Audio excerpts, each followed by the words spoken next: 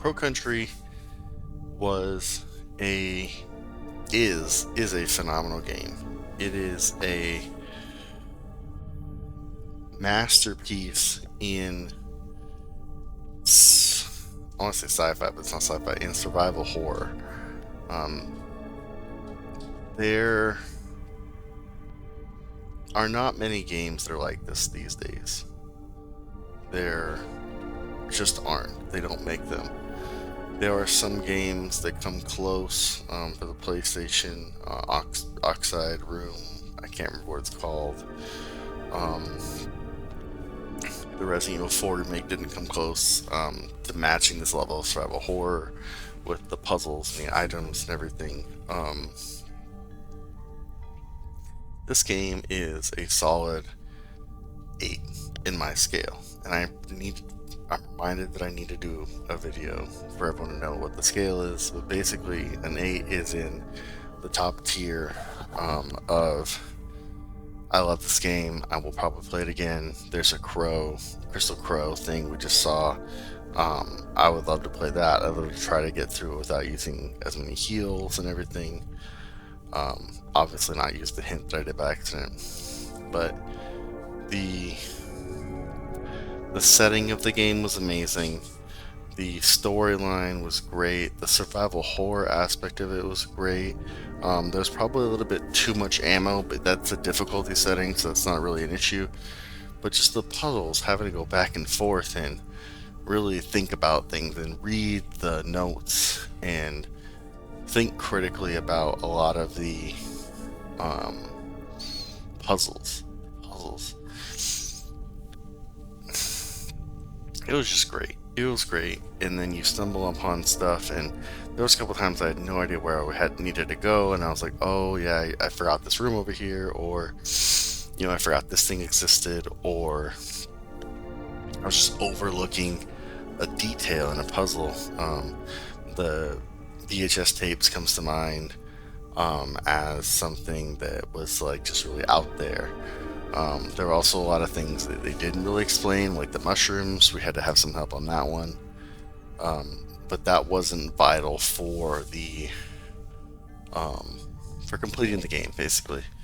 So overall, I think it was a really solid experience.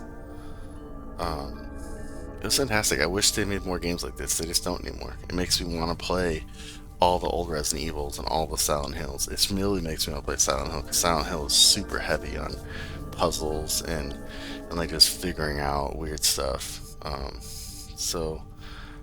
I definitely look. I think there was a GQ run of this just recently, so I'm probably gonna be watching that. Probably not gonna run it myself. It depends on how a second playthrough goes, but this is really fun. I have it on the Steam Deck, and in addition to the Xbox, because I was like, this game's gonna be awesome. I'll probably play it on the Steam Deck too. So see how that goes. Um, but yeah, this is amazing. I want to see what other people thought about it. I want to see what everyone is talking about. Um, I wish some of the puzzles were a little bit harder. I think this is kind of like a lower level survival horror in terms of the puzzles, but and like the direction of things, there's not a whole lot of like, I don't know where this goes, or did this one thing possibly help me. It was a lot of like, oh, I know exactly where this goes every time I get the item and everything. So um I wish it was a little bit more harder, but overall, I loved it. The graphics were perfect. It didn't need to be anything more than it was. Um, Aiming, the idea that they have tank controls and 360 controls in the same controller was fantastic. Um, Being able to turn the camera was great. Even if you're talking about like you like fixed camera stuff, this is a perfect example of this game being able to be made a freestanding camera, or free panning camera, whatever it is, a non-fixed camera survival horror game that worked perfectly. It doesn't have to be a fixed camera. It doesn't have to be tank controls.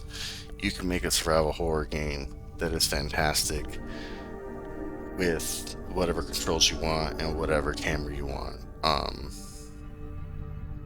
I loved it. 8 out of 10. Perfect, not perfect, but it's pretty close. It's a really, really good game. Go out and play it. Thank you guys so much for watching. I really appreciate this, and I will see you all next time. Bye.